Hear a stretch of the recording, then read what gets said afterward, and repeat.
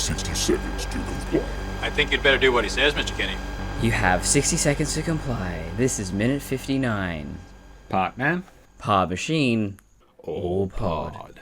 This minute begins with Clarence tonguing a grenade pin and ends with him saying, "Listen, pal, maybe you haven't heard. I'm the guy." Yes. And I was recently on the Edge of Tomorrow minute. Great podcast. Great movie, actually. Very underrated movie. And I was introduced on there as the Full Metal Bitch. And you know what? From now on, I would like to be known as the Full Metal Bitch. In general. Fair enough. Damn. Have you watched Edge of Tomorrow? No. Okay, no spoilies then. So I'll just say check it out. It's pretty good. I know it's basically a live action video game, but yeah. It's one of those movies where I have to kind of push myself past the notion that's Tom Cruise. Yeah, he's actually very well cast because he's basically playing a very self-aware role where he's kind of a jackass that you love to hate. But yeah, so the basic premise is you're watching your friend die over and over and over again. And I kind of feel that is a metaphor for Movies by Minute. You know, I never truly cared about Bob Morton, but now, in his final minute, feeling a little sad, you know? I love Miguel Ferrer. He's wonderful in Twin Peaks and everything else he's in. And now, we don't get to talk about Miguel Ferrer anymore, because this is his last minute. RSVP Bob Morton. Yes. May he ride eternal, shiny and chrome. The funny thing is... how many references can we jam into one sentence? I don't know. Well, I got home today after I went shopping for some Proton Pack parts. As you do. And... that's a sentence.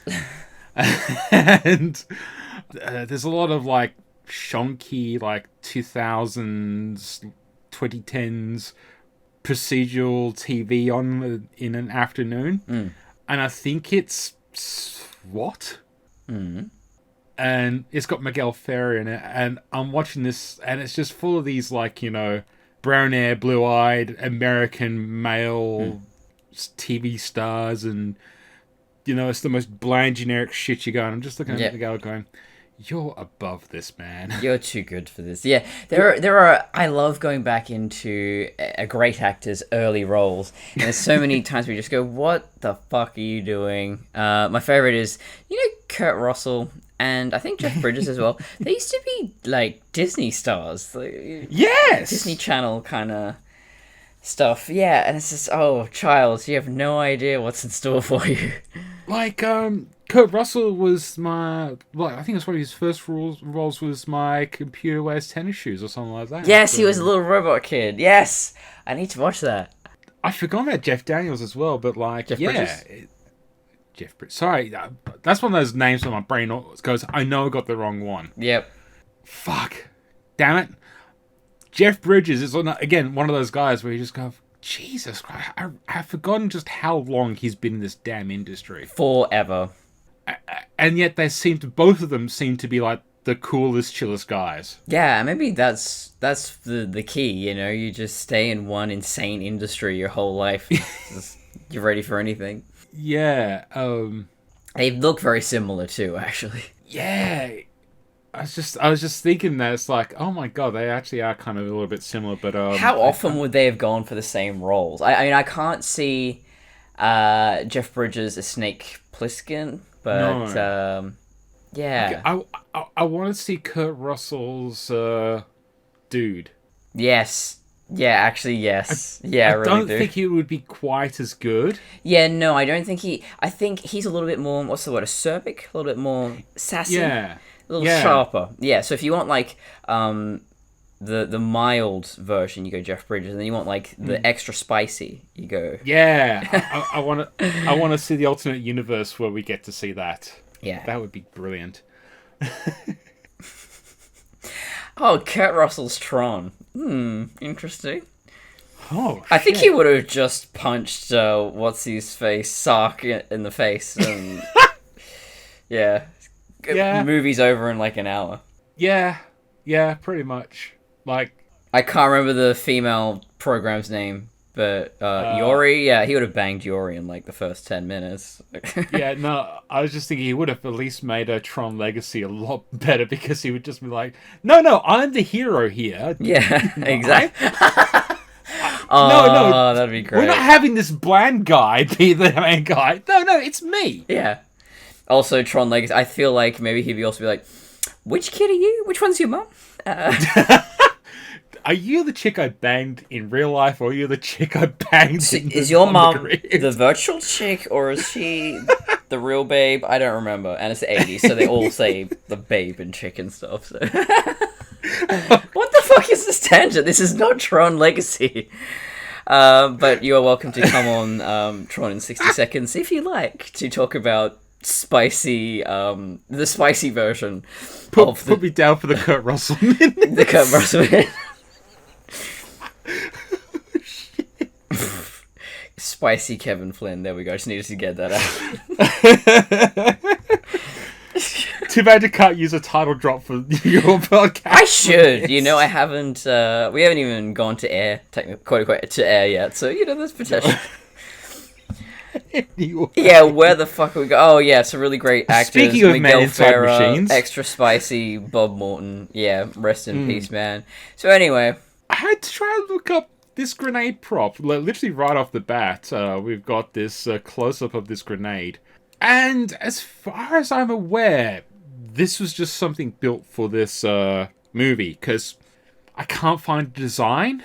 Researching, I found some prop replicas. It's like, apparently you can get a casting made from the mold of the original prop. It looks a bit shit. But, yeah, okay, right from the start. No, grenades don't have a digital countdown on them. Mostly for a very good reason. Well, because it's expensive, I guess. Well, also, you really don't want to give the person, like, a clue how long it's going to explode. Yeah. I'm wondering, given the blast radius, I mean, I don't think he had hope in hell. You throw that grenade, it's not really doing anything. Also, if he threw it, it would probably hurt other people. Not that Bob Morton would ever care about his neighbors. The neighbor died. Oh, well, it's their fault. That's not my problem. Well, that's the thing I was looking at when I was rewatching it this particular minute. Would Bob have been better off actually going for the back door and opening it, or even, I don't know, even crashing through it? Like, yeah, he might have got shards and glass, but considering the explosion only just takes out windows and the door, he could have gotten clear of it. But no, he does the kind of typical Hollywood thing of going for the grenade. Yeah. I guess the idea is that he might have tried to throw it out the window. I mean, he couldn't walk, so there was definitely some planning there. That, well, if the door or the window was open, fine, he would have had a hope. And I wonder if it had landed in the pool, would that have slowed it? Because water is more dense than air. So, well, okay. So this is my rabbit hole. I didn't go that far down because grenades are really complex. Yeah, because MythBusters many years ago, they did do an episode about bullets in water, and there's always that myth in movies that, if you dive into the water, it's harder for you to get hit, which is true, mostly because of poor visuals and, clarity, I should say. And in that case, it was a matter of, it depends on the caliber of the bullet. Because it can actually slow it down to a degree. If you are fairly deep under the water, it has more of a difficult time reaching you. Where it comes to explosions, I do not know. I mean, explosions under the water, I have seen them, and they can be huge. Okay, so grenades don't tend to explode this big. It's future movie physics. We can excuse that. So most grenades, or at least grenades that are shaped like this, the telltale ridges, identifies this visually as a fragmentation grenade. They're shaped like that typically that the outer casing shell is more easily breakable. So it's not the explosion, which tends to be more of a shockwave than an actual explosion like you see on the screen. It tends to be a shockwave, and it just literally, imagine like 1,000 tiny bullets piercing through you. That's what kills you. In video games, they're actually pretty accurate. It is closer to what you expect out of a video game. They do tend to model them now a bit more closer to what grenades, especially the militarization of video games, especially in regards to things like Call of Duty, Battlefield, or stuff like that. They get funding from the government, the US military, I should say, particularly. War has changed. Well, yeah, you're starting to get into the territory of military using video games as propaganda tools for enlistment, to the point where the American military actually had their own MMOs for a while. Yeah, that's why I love Metal Gear Solid, because it's really coming from such an outsider perspective, and it's very weird. Yeah, so if we're going into what we're looking at, this particular grenade, it's going to be fragment grenade, just on the bat. Frag grenade. For it to explode like that, they tend to be a different sort of grenade. This is a super special OCP one. There we go. Done. Yeah. Solved. But it's Simon, I've solved it. No, it's a super special, awesome grenade that Dick Jones invented himself. Well, we also see later on in this movie where they have the oh god, what's it called? The cannon. I'm gonna look at the name for it. It's the Cobra something cannon, which is actually a Barrett sniper rifle, which in this movie causes things to explode. I don't understand how. The Cobra assault cannon, that comes up way later, which shoots explosive charges, which isn't a thing in real life. I love this film. I wonder, I don't know why this thought popped into my head, in a world that never invented firearms, what is a movie like this, It's called The Last Dragon. Yeah, okay. No, there is guns in that. It's a movie set in 1980s Harlem. It was made during the 80s. It's set in Harlem, and there's only like one gun in the entire film, and it's used by the white guy. So it's like, yeah, that's kind of unlike any kind of 80s movie ever when you think about it.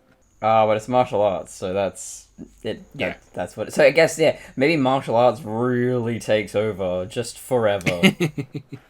In a world without guns, everyone is kung fu fighting. Yes, exactly. Those cats was faster with lighting. Speaking of cats, there was something I was going to bring up last minute, but I saved it to this. At the end of this scene, Boddicker takes the cat.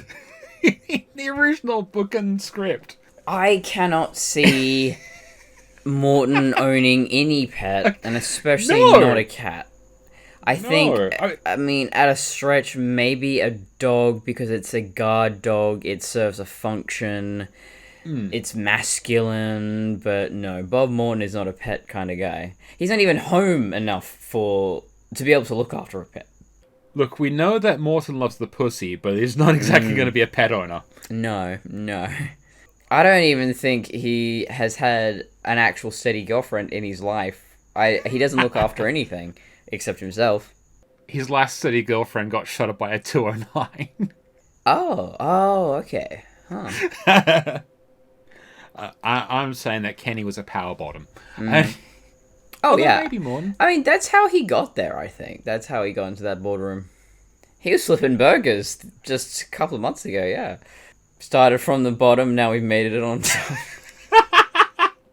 But, oh god, this is going to make this line even worse, because in the book, when... How do we make everything so dirty? I don't know why. I don't know. The two of us, I don't know, together, it's just that chemistry. How has it gotten worse when the hookers have already left? I know. So in the book, Boddicker actually, as he grabs the cat and leaves... Oh, here's a cool thing about the book. It doesn't reveal that Boddicker's the assailant until almost this moment. Like, he just calls him the killer. And then it's like, as soon as he puts the grenade down and leave, it's actually revealed to be Clarence. He actually calls the cat over and goes, pss, pss, pss, pss, pss. But here's the line. It's like, Boudica strolled towards the fire exit stairs. This is him picking up the cat. He goes, this could be the start of something big. I thought that was the line from Casablanca. But I went and Googled it. It's actually the name of a song. Oh. So maybe that was the... Is that, oh god, what's her name? Oh. I'm just having a quick look. Oh no, I'm thinking Something Good Is Coming. Oh god, what's her name? There's a lot of different ones. It looks like it's a jazz standard.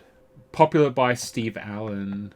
Cover versions include Count Basie, Tony Bennett, Bobby Darin, Ella Fitzgerald, Aretha Franklin, Julie Garden. Yeah, I was thinking a Kate Bush song, but yeah, Something Good Is Gonna Happen. So maybe that was it. Because we were talking about pussy, I had to get the cat bit in there. Yeah, it's my favourite conversation. I was wondering, I did wonder this as a kid, it's like there's a thing where a lot of movies where if only I can get the pin back into a grenade, the problem is once the pin doesn't do anything, the pin just holds the lever in place, but once that lever's gone, Yeah. that's it. Yeah, that's not how that works. Yeah, but it's amazing how many times people try and think that. If only I can get the pin back in. I'm wondering if maybe the house was rigged with explosives and the grenade is just distraction. It's to give Bob this hope. Oh, I will grab the grenade and maybe I will serve. No, while you were getting high with the hookers, Boudica was busy outside rigging the place to blow. It would explain the massive explosion. Yeah, that actually would do it a lot more than the grenade would. I'm just imagining... I was saying in last minute about subverting RoboCop remake or how we would do it. That might be how I would do this scene. Bit more comedic, but yeah, like, Bob gets to the grenade in time. Maybe it's got a counter stop. It has like, a button with the number. So he stops the countdown button and it just like sighs ahead on his cut to Boudica in the car. Flip the switch. Boop. Yes. Or he throws a grenade away. 3, 2, 1. Oh, nothing happened. And then you cut to Boudica pressing. Yeah, it was all a ruse. Yeah, that would be pretty funny. Yeah. Like, Boudica breaks in just beforehand and just brings the entire place with C4. I love it. I mean, Dick Jones is clearly a man who knows organization, he knows presentation, he knows preparation, Yeah. And so he's you don't become the CEO or the VP of a major corporation without blowing up a few thorns in your side. Exactly, and mixing metaphors, but yeah, I think he really wanted Bob to suffer. He really wanted to fuck this guy over, so that's the way you do it, I think. I keep wondering, does this send a message or not? Because we don't hear any mention of this throughout the rest of the movie. There's no news report about, VP Bob Morton got blowed up. Yeah, you'd think it would work its way back into the plot, but I guess no one likes him. The only moment it comes back up is when Dick says, I had to kill Bob Morton because he made a mistake, and now it's time to correct that mistake. And that gets reiterated at the end of the film, but it's not like... In the board... Okay, we're skipping ahead. In the boardroom scene at the end, it's not like anyone was there going, oh, Bob Morton's dead. Like, there's a cut to, what's-his-face? Johnson. Looking at Dick like, you bastard, you murdered him, but it's not... Yeah, who else would have fucking done it? Who else had an enemy in the company? Yeah, I mean, duh. I don't think he was going for subtlety, so it feels like he was going for message. But then, I don't know. My only other note was when we cut to the cocaine factory. That's a sentence. Oh, yeah. I'm just wondering, do these workers get a staff discount on the product? Or, and I guess you just take your mask off, you take a whiff. It's the particulate elements are all over you. There is a drug dealer idiom, I believe this is true, is don't get high off your own supply. Exactly, yes. And just about an episode of Miami Vice I watched the other night, dude does that and fucking dies immediately. Maybe don't chest it on yourself, just saying. Well, you should know your cut. Like, if you're cutting it with dangerous shit, you don't do that. Or if you know it's pure... Don't try and snort too much of it. I know next to nothing about this shit, but even I know, this will kill you. One of the reasons I don't want to do this shit. Yes. There is, speaking of cutting to the cocaine, Yeah. there is an actual cut scene between the explosion and the factory. So, remember how the Leon Nash disco scene wasn't in the original script? Well, this is the moment where RoboCop finds out where to capture Boudica. Because it's not really that big. It's barely a half a page in the script, but of course this would be like 5 or 6 minutes in montage. And it's just literally RoboCop going around the city.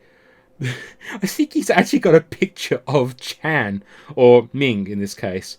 And he goes to hookers, a pimp, teenage gang members. And he's like roughing them up, basically doing normal cop shit, trying to get a lead on the Boudica gang. And I'll be honest, I'm so glad they cut that. It's kind of unnecessary. Well, I think the Leon Nash bit works a bit better. Yeah, I think stick to the cast of characters you have. If you can use any opportunity to expand upon that cast, why not? Yeah, and I don't know, just the whole idea of like RoboCop beating the shit out of teenagers to fucking get a piece of information. It feels a little bit too cliche. Yeah. The only problem, I might talk about this more later, but I think it's a good point to bring this up. From a storytelling perspective, it's a little bit of a bad cut. Because we've gone from a Boudica scene where he's done this deed. He's playing a role, this silent killer. He's the lapdog of someone else. Then immediately cutting to a scene where his role is almost drastically different within the context of the scene. He's this chatty, cracking up, mob boss, big dog. And it does feel a little bit off kilter when you analyze it, but it works fine, genuinely speaking. I like how, and it's perfect the way this is cut because you go from one extreme to the other. But yeah, Boudica in one scene is the lackey, the lapdog. Yeah. And then in the next scene, I am the guy, I am the boss, I am the leader, or at least he thinks he is. I think having that buffer in there, structurally speaking, would work a little bit better, even though I think the scene was pretty terrible. Oh yeah, you could probably even done the thing where you've got RoboCop arresting Nash in these in-between moments. Somehow it just kind of worked. I mean, yeah, you could but it mix works. the order around with Nash happening in between scenes, but I don't know. Somehow, like now we've pointed out, yeah, it does seem like, it is a little bit of a jarring cut, but somehow, yeah, it still works. It's work, yeah. And I think again, that's that kind of first draft, second draft kind of thing where you feel like, I think this is going to need this, and then you get to the editing phase and you go, actually doesn't really need it. I think it's one of those things where movies always go through different cuts. Scenes always get rearranged. I mean, that's why scripts are guidelines. Yeah. Even to the point of editing. Because if this scene does not work, move it, change it, or cut it. And they might have put the Leon Nash stuff here.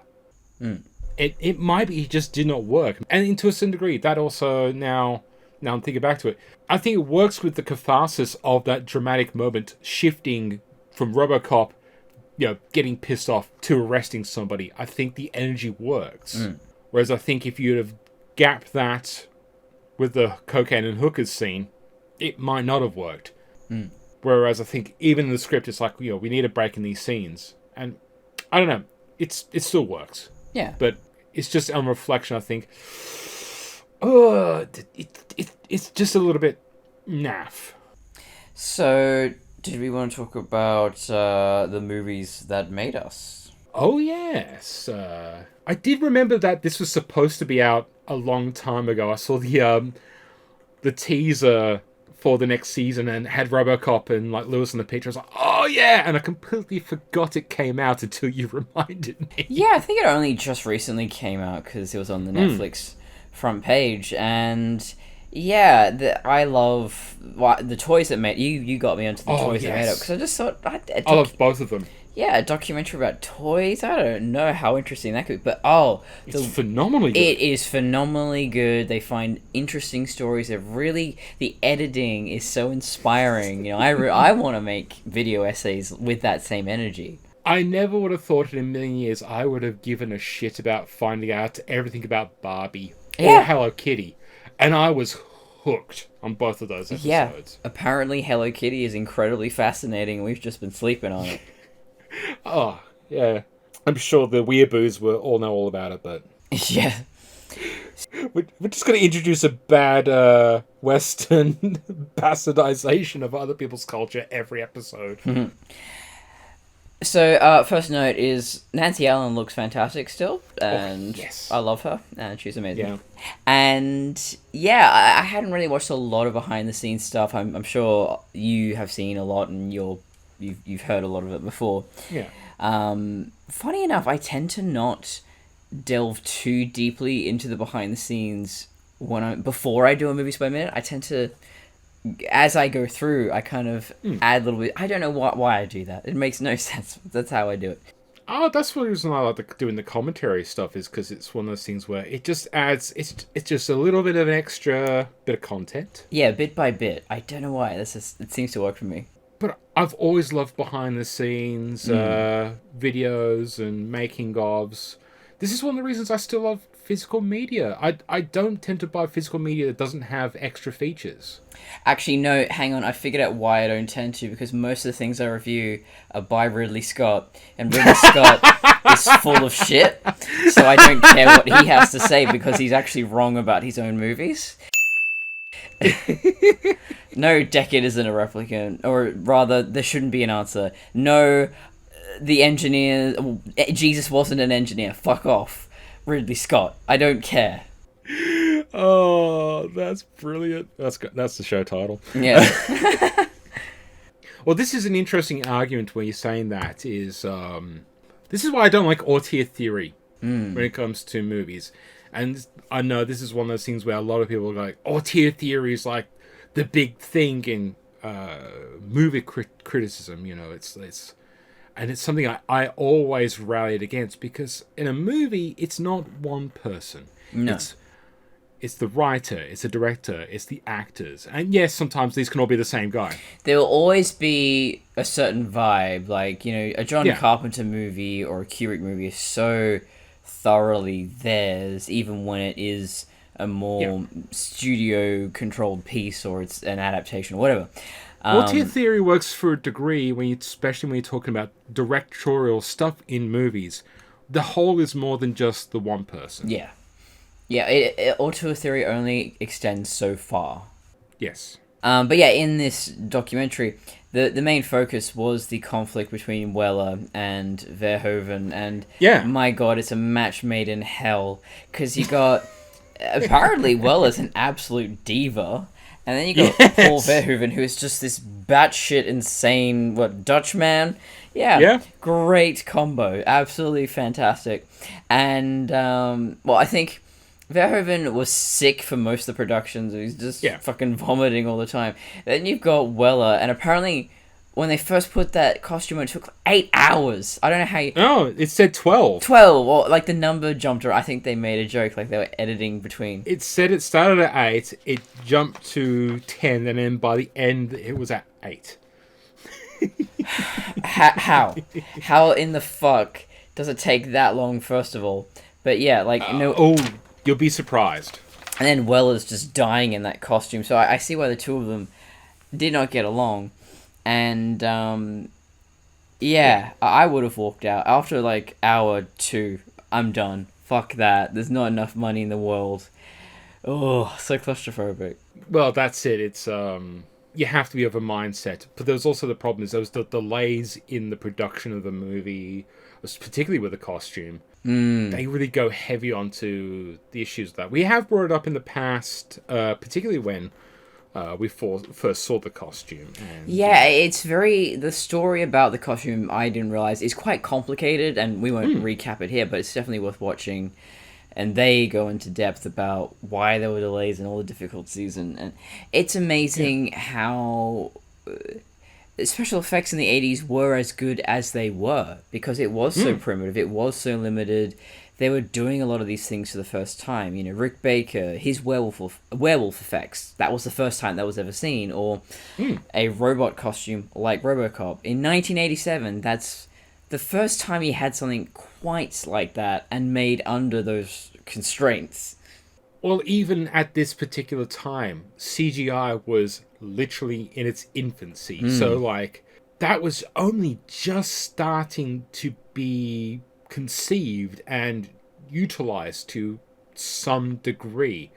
We wouldn't see a full CGI character for a few years, but that's because they were developing at this time. But you think of like a movie like Star Wars, A New Hope. From a technological point of view, that was just like unseen. Like, there was a lot of innovation went into that. And ILM became one of those companies that was always renowned for being the leaders in taking special effects to the next level. That's also one of the sad things about modern day filmmaking is it's not that there's no innovation, it's just that nobody wants to innovate. Nobody can be bothered to innovate because everything's on a crunch and it's just like, who gives a shit, we can just do this with our computers. Yeah, and just looking at, so Star Wars, C-3PO, that's 10 years exactly before RoboCop.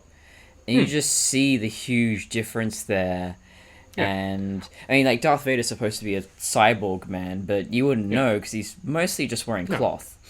Yes. But, yeah, to do a costume like RoboCop was so innovative and so difficult, and it's amazing, whereas nowadays, you know, the new RoboCop, it's just, it looks so generic. There's nothing impressive about it because we can do this now, you know, 3D print these things and design it up in a computer, and it's all a nice routine process now. You've got companies set up in LA who do just this. You want a Tron costume, they just do that. I will be in defense of the Stan Winston company in regards to legacy effects. I'm not sure if they were called that by the time they got to... I think they got to... They're called legacy effects by the time they got to RoboCop. On a purely constructive thing, it's quite an impressive costume. It's got one of the worst paint jobs to really sell it off. That's the problem. They chose this black matted costume. Yes, it kind of makes it look like a gun. But because it has no spectral highlights, it has none of that metallic look, it doesn't sell as metal. It just looks like someone in a rubber costume. Yeah, it looks like that friggin' Power Rangers remake kind of thing. Ugh. There aren't a lot of modern... I've thought about this a lot. Modern armor in movies. There's not a lot of it that I go, ooh, that's really interesting. That's innovative. Because I think a lot of it can be so form-fitting now. And everyone kind of goes for the same thing. Yeah. Sorry. The last armor I thought was genuinely really impressive was the Iron Man Mark III. Yes. I mean, there's been versions of that since that, but...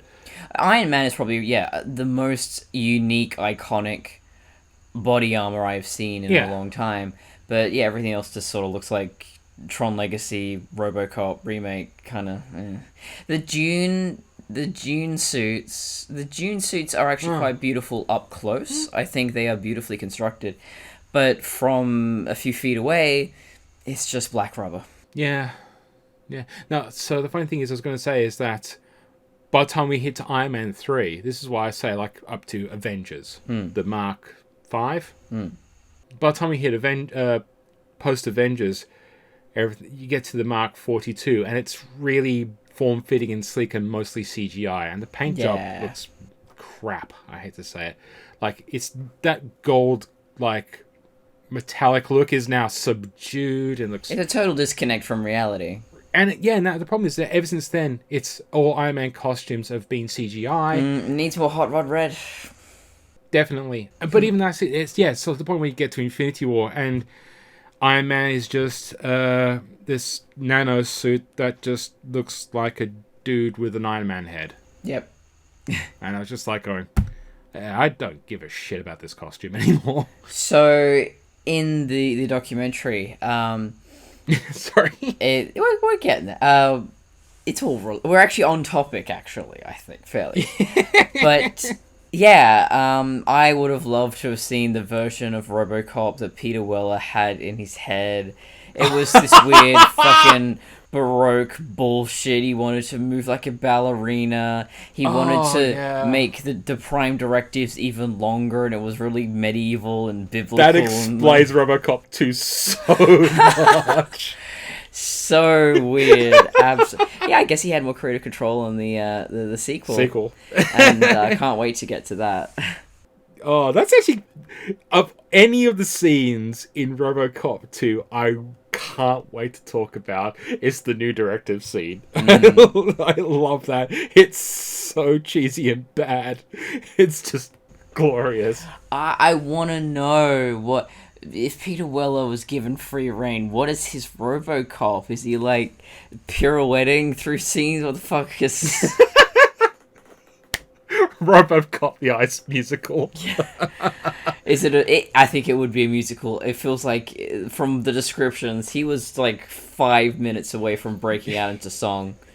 The only thing that was stopping him was that costume. Once they put the costume on, it killed his spirit. And it never came back. I'm just imagining RoboCop on Ice, where basically it's like skin tight, it's a morph suit with like... Okay, in the original book, the RoboCop's costume is described more like a cop uniform with extra padding and like a crash helmet kind of deal, less than the thing. Like, he's supposed to just look like a more body armored cop, you know. That's fucking sucks, yo. So imagine this, like, RoboCop on Ice, but, like, the costume is clearly, like, foam that's been, like, glued on so he can... It's onto spandex so he can still, you know, have complete free movement. So somewhat related, but a bit of a tangent. This is our show. Robot Chicken did a Wrath of Khan opera, and it's only, like a 30-second clip, but I just went, oh man, this is great. It's really good. It's actually really good. They also did Star Wars on Ice, which is amazing. So I want to see them do a RoboCop on Ice or a musical. Alright, take your pick, really. Well, the funny thing is, the RoboCop costumes you can buy, the cheap ones, are essentially that costume. Now that I think about it. Yes. But they're also talking about the inspirations for RoboCop's costume, and they talk about Hajime Sorayama, very famous Japanese artist. Oh, I love that art. That really chrome, I've got one of those sexy books robot somewhere. ladies. Yeah. Yeah, that art. It's all airbrushed. It's amazing. Airbrushing seems like the most difficult frickin' thing in the world, and I admire anyone who knows how to do it. I've tried it. I'm shit at it. That's why I stick for airbrushing for props. Yes, I can airbrush like Hot Wheels. That's about it. But so it's that artist, and they're also looking at Detroit, manufacturing of cars. Yeah, and I think those two inspirations really show. And what I wanted to talk about was the inspiration. I think is the most important thing. And I watched a little video essay, not someone I regularly watch. I can't remember. Maybe I can dig it up again. But they were talking about the modern monster problem, I think it was called. Or it was about, why all monsters in modern movies look kind of the same. They all have that kind of Cloverfield, Stranger Things... Cave Troll from Lord of the Rings. I would actually say that Cave Troll's a little bit unique compared to all the others. But... No, I mean, like, that was the progenitor because... Doomsday from Batman vs. Superman is literally the cave troll from frickin' Lord of the Rings. Yeah, so the issue is that a lot of these designs are coming out of the same studios, or these are all people studying at the same schools. They're all looking across at each other's work, so it becomes very incestuous. Yeah. And so that's the main reason why I think stuff from the 80s looked so unique. I mean, obviously everyone was inspired by I'm blanking his name, the French artist Mobius, like everything was very Mobius. And then the 90s was very Giga, because obviously Giga was big in the 80s and they wanted to but yeah, I think what made Alien and what made Dune and what made Star Wars, because they're all looking at these very unusual visual artists. And so I think if you're making a film, You need to not just get some concept artists, like actually go out there, go underground, look at these weird new up and coming fantasy artists and draw from that. Okay, so Giga was Alien for the Xenomorph stuff, but then they looked at a different artist, and I'm blanking on Ron the name. Cobb, who did That's all... it. Yeah, and that also really serves to make this world look so real, because it's not coming from one mind. And I think no matter how creative someone is, as a creative person myself, I know there are only so many outfits that will come from my brain as a designer. There are only so many looks I can imagine before I the run out of Wachowski nailed this with the Matrix by having all the Matrix in-universe art done by comic book creators. I can't think. My brain's blanking on the names but I've got some of the comic books that one of the artists did. His one on Spider-Man was really good. Oh yeah. If I had time to go to my Spider-Man collection, dig them out. And then the real world stuff was all done by Jeff Darrow, another comic book artist, but he was more about, he did like a lot of indie press stuff, Dark Horse. He was also one of the creators of Big Guy and Rusty. Right. Speaking of men and robots. I just had a thought. Guillermo del Toro and Mike Mignola, I think, are a match made in heaven. So Mike Mignola, hell yes, the artist of Hellboy, and yes. What he does is this incredibly high contrast art. Black shadows, heavy shadows, and then these primary. Gorgeous. Yeah, I love it. He's one of my biggest inspirations. And then Guillermo del Toro does live action films, but they still channel a lot of that same energy, the same visual style. So I think that is why everything Guillermo does, especially the Hellboy adaptations, he was perfect for that, because no one else makes movies like that. If it was in anyone else's hands, I think we've seen what happens when it's in someone else's hands. It loses what makes Mignola's work so special. He's directed the only good Blade movie, and I will fight anyone on that. Yes. And one of my favorite artists is Robert Valley, and I actually took a class with him once. Wow. And he changed my life. I struggled to get anatomy right, or especially likenesses of people's faces right. One class for about an hour or 90 minutes changed my life. And his approach is so unique, and you would know him best from Tron Uprising, the short-lived, sadly, Disney animated series, which is really good. And he also did Zima Blue, the short from, I think, the first season of Love, Death, Robots. And he just has this amazing, exaggerated, elongated, just really visually striking style. So I'm thinking, if I were to make a movie, I would love something like him on board, because how weird an alien. Did he also do Aeon Flux? No, but that is one of his inspirations. The style. He says that's one of his inspirations. And Jamie Hewlett. And I think, That's the name. Jamie Hewlett's artists. I could go on for days about these artists. But yeah, these are people with distinct visual styles that you do not see anywhere else. And I'm glad that the Tank Girl movie actually does try to evoke a bit of that. I like that film. It's underrated. I think it's beautiful. I don't know why Tank Girl has an American accent instead of an Australian one, but okay. Well, because they hide a Yank. Shame. But yeah, this is how I think modern films could stand to be more visually unique, and it's a real shame that I'm not seeing a lot of that anymore, where directors are looking to artists rather than a concept artist's house. Yeah, concept art is a very important part of a production, especially when you're dealing with something fantastical or things that don't exist in the real world. I think if I've got these concept artists and they're all giving me the same kind of photo-bashed, photorealistic, Photoshop bullshit, I'm like, throw it all out, fuck off. I want someone who is gonna do like actual visual art for me, do something weird and different. I just thought, who would be the worst comic book artist to do for a for a visual design for a movie. That's gonna be Rob knowing that- Liefeld, right? Yeah. Yes. Why is none of these shots involve people's feet? Well, you see. Why does Cable have like muscles upon muscles upon muscles, but has the tiniest fucking gun? Honestly, though, I think if you really wanted to go for that all-out kind of heavy metal 80s look, yeah, a Rob Liefeld concept design could push it into a really fun new space of giant props and giant costumes with big shoulders. Oh, I would love to see a 2.5 D animation of like Liefeld's kind of work. Like push it to that extreme. I mean, it's getting to a point now where, I see fan edits of, like they'll do music videos or trailers where they edit Marvel characters with DC characters.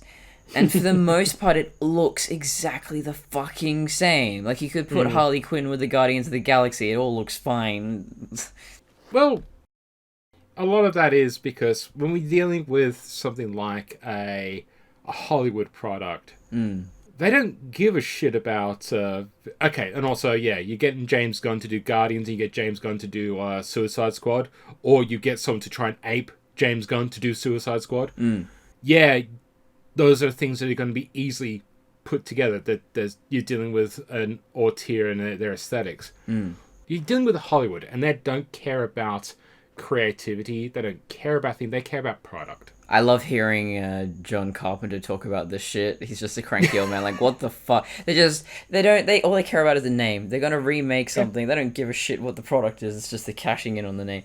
And he also talks about color grading. And the last movie he did with Amber Turd, the Asylum one, I don't know, but yeah, he didn't do any color grading in that because he said, you have all these tools at your disposal, and it's so tempting to get carried away. But digital, he talks about everything looks blue and green and amber now, and it's well, it's funny because color grading has been a thing for a few decades now.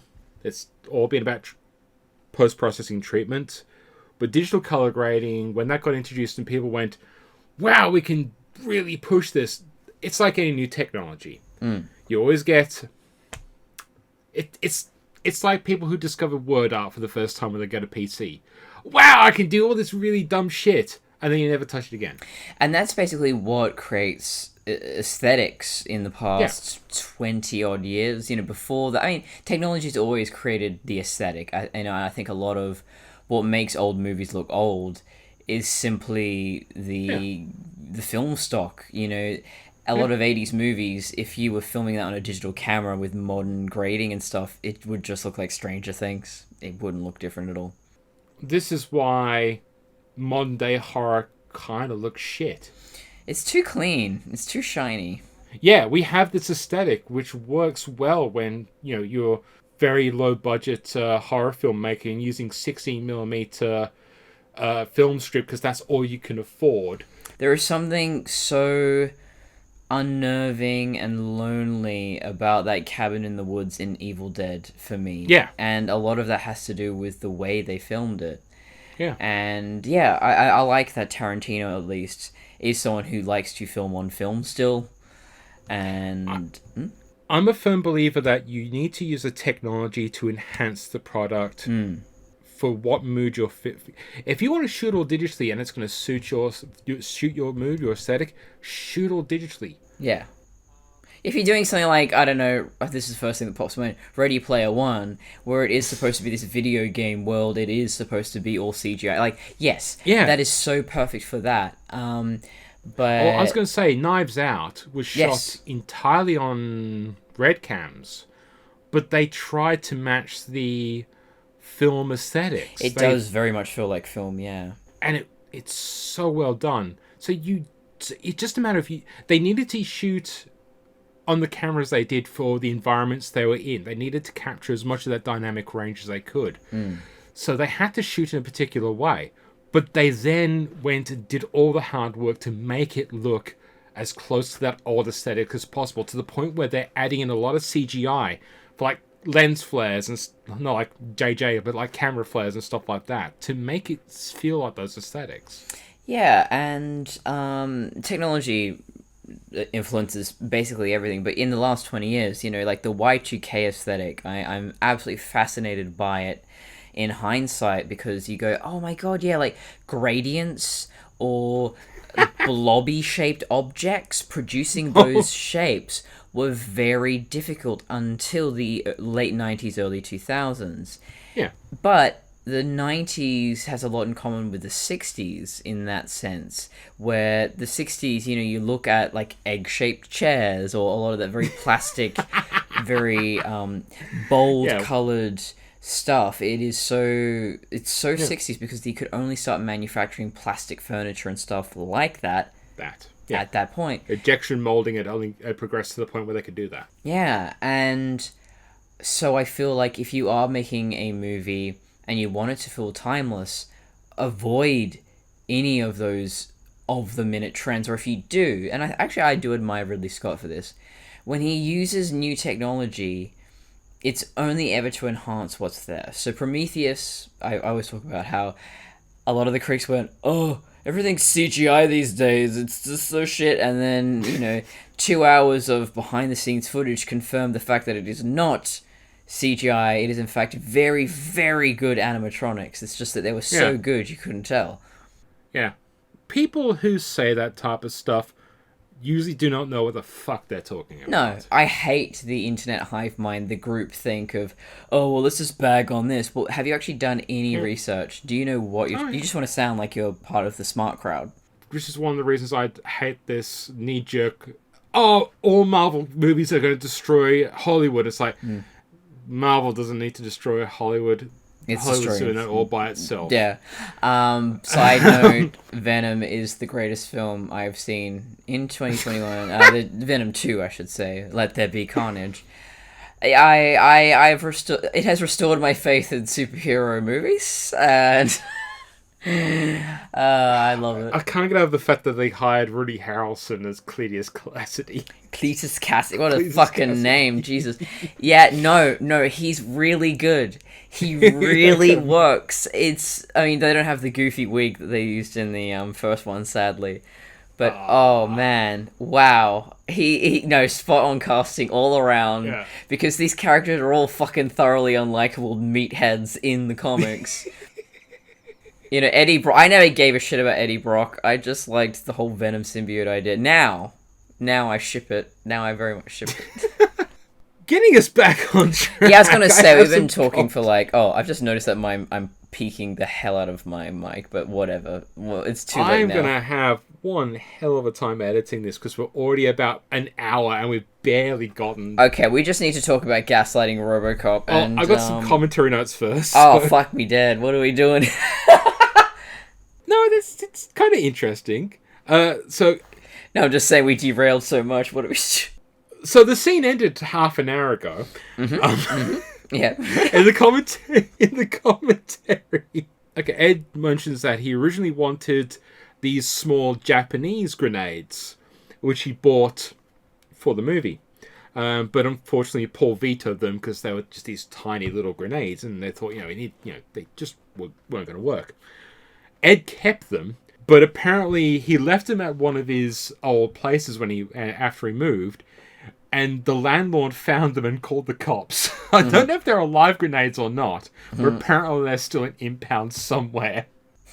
They remark that the bottle, that machine that's filling the bottles with cocaine, is actually a real machine used for filling liquids. And Ed makes this really good remark. I think we touched upon this briefly in the last minute, but it's more pertinent here. So this movie was made and came out just at the start of the crack cocaine epidemic. I don't know what you want to call it. Yeah. Unfortunately, Ed's cut off when he's talking about this remark. So he says they might have been pushing it in this scene, but I think he's not pushing it in, pushing drugs. He's like pushing it in regards to an operation like this. Because the context seems to be like, yeah, this wasn't really a thing back then. An operation like this, like, You ever see, you probably know this from all your binging on Miami Vice, whenever you saw someone manufacturing cocaine, it was like in a dingy place, in small, there wasn't a factory full of cocaine. Yeah, generally you don't want to call attention to it. We'll definitely have to talk about this more in the next minute, because I think between now and then, we're probably going to look into a bit more like cocaine factories in movie scenes. Because I can think of a few on the top of my head where it became like the default Hollywood thing. I think we should leave that till next minute. Now we can get on with fucking gaslighting. Alex, how do you feel? I feel fine, Dr. Norton. So we're sort of talking about minute 63 and 64 together. Minute 63 opens on the Novak element and ends with RoboCop reading the Miranda rights. And the next one is 64 is just more Novak. Just more of that. Just more Sam Jackson yelling, and I guess they were hoping that his charisma alone would carry this. I think this is the worst use of a Sam Jackson I have ever seen. It is a criminal use of a Sam Jackson. The only reason I wanted to make a comment about this thing is because I'm just going to insert this clip. Qualifications. Rape, murder, arson, and rape. You said rape twice. I like rape. Yeah, it's like, the thing that stood out for me is when he's reading off of Thomas King's rap sheet, it's pretty much Bodica's rap sheet. Yeah. Yeah. Rape, murder, arson. Yeah, that's Bodica. The one thing that, I don't know, inspires me or interests me in minute 64 is, again, coming back to Sellers' office boardroom area. Yeah. You know, I keep coming back to this idea of I really would love them to push that Apple product aesthetic, that cleanliness, that soullessness, really ramp that up. I want this contrast between the corporate and the human world. And visually, I feel like the whole movie is just a lot of beiges. It's a Kia commercial. It is just so generic. And yeah, RoboCop should be that horrible, pitted white plastic with a giant butt on his chest. Yes. Again, we often come back to how safe this movie is, how middle of the road it is. It is not trying to push anything any one way or the other. But yeah, that's what I would like to do is, you know, the Omnicorp Tower is just this absolutely inhuman, sterile environment to this impossible degree. Like I would actually like to involve CGI, make it look like Detroit Become Human. In Detroit Become Human, there is the Cyberlife Tower, which looks just so soulless. Well, in the first movie, they used matte paintings to make the OCP building bigger. Yes, so yeah, I would like to do something like that where you film in, I don't know, you could do it against green screen or just like in a real location, but then exaggerate it and an airbrush, I guess, everything. So it looks really just I want Uncanny Valley. That's what I want. This movie could do with a bit of Uncanny Valley, realistically speaking. Oh, it could just done with anything. Yeah, I would actually like it. Yeah, maybe everyone working at Omnicorp is also just, they look so perfect, or they've had work done on their faces to the point that, oh god, they don't even look human anymore. And now I'm just going into like this weird, I don't know, Terry Gilliam territory maybe. Oh, that'd been good. Oh, Terry Gilliam's so RoboCop. Oh my god, yes. Oh man, yeah, it would have been fucking bug nutty and insane and weird, and yes. I think, yeah, we're missing bug nutty. That is what I love that. Yeah. In the 21st century, we have very few, other than Venom 2, Let There Be Carnage, the gem that it is. There are very few movies that just fucking go for it, that go for broke, that go weird, that everything is so safe now. I have to kind of look at more, I don't know, independent or international films to get what a Verhoeven movie was back in the day, or like actually 90% of 80s movies are just bug nutty actually. I just miss this era of Hollywood where it was before the franchise became the only thing, and even the 90s franchise was starting to become a big thing. Like, this is the starting to get the ear of the sequels. Someone on Letterboxd used the word self-importance. He described modern cinema as self-important, and I went, yes! Yeah. That's absolutely... And I don't know if it's because, these movies are generally remakes of something that already existed, so there's almost too much reverence, that they're being too precious about something that doesn't need... Like, RoboCop. Don't be precious with RoboCop. RoboCop is satire. It's ugly. It's silly. It's weird. It's not... It's meant to be a bit. Yeah, same thing with Ghostbusters. And I know, the new one is said to be okay. I don't want to get into that. But, again... It is. But it's all about the reverence for a thing that is ostensibly a comedy about a bunch of broke dudes who are just trying to capitalize. No, Afterlife is very much a love letter to the franchise, and I like that. I like self-reverence when it's done well and it's done smart, and Yeah. I like that Jason Reitman has a pedigree with the franchise. It's not just random guy making Making this RoboCop movie, yeah. Well, the thing is, I didn't want to crap on Ghostbusters 2016, but the only kind of loose connection to the original movie is like, it's got people from SNL. The director has no connection. The screenwriters have no connection. The actors have no connection. The only connection to the original movie is the cameos, and half those cameos are just... No, pretty much most of the cameos are utter shit. The only cameo I actually liked in 2016 was Janine's. I didn't remember that. She was the hotel desk lady. Oh my And god. so she does the, what do you want? But Bill Murray's cameo was crap.